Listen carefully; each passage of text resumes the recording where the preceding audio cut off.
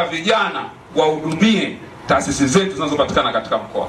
Na katika hili serikali itunga sheria inaitwa sheria ya manunuzi ambayo inataka 30% ya manunuzi ya taasisi zote za umma yafanywe na makundi yanaitwa special groups, ambao ni wako vijana, wako wanawake, wako walemavu, wako wazee mule.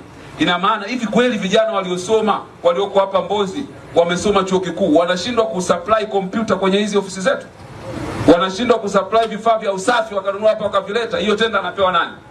Serikali ilitunga sera, tena mwanzoni ilikuwa asilimia chache. Mheshimiwa Rais akaongeza 30% ya pesa zote za manunuzi zinatakiwa zipelekwe kwa hawa vijana.